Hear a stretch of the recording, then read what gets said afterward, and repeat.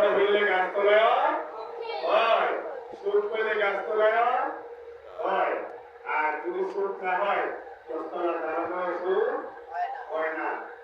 আমাদের সাবেক প্রধানমন্ত্রী বাংলাদেশের বিভিন্ন হাই স্কুলে, প্রাইমারি স্কুলে দুইটা তিনটা করে ভবন করে দিচ্ছে না, প্রতি বছর বছর কোটি কোটি টাকার বই দান করছে না।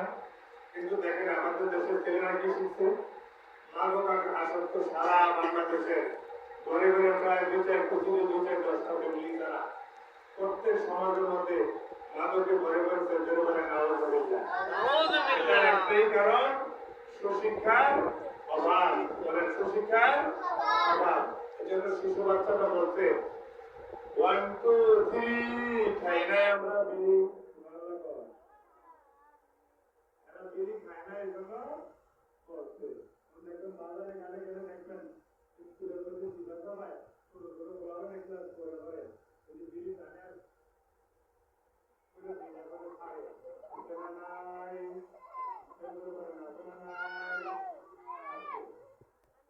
এই যে বসাতে ছেলে মেয়ে আপনি পারলেন, বসাতে ছেলে মেয়ে আপনাকে বাচ্চা প্রতিনিধিত্ব করে কথা মা বাবা হিসাবে যোগ্যতা সম্মান করার দরকার, সেটাও করবে না।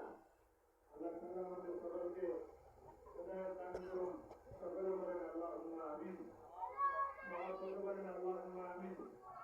উপস্থিত হয়েছেন আজকে মহতি বাগানের সম্মানিত প্রধান অতিথি যারা আব্দুল সাত্তার সাহেব, তিনি আমাদের মঞ্চে উপস্থিত হয়েছেন।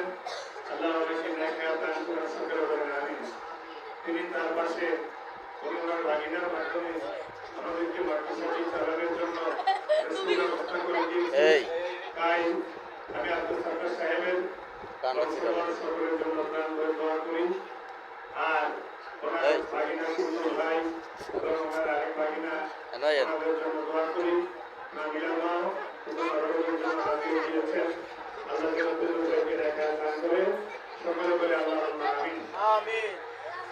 নেজার বেস্তা একজন মোনাজাত করব, কেউ ডিস্টার্ব করবেন না। এই তুমি আগে বসো, এই কিসের দিকটা আগে বসো, তোমরা এই ছেলেগুলো আগে বসো, সামনে বসাও, তুমি এগুলো সামনে বসাও।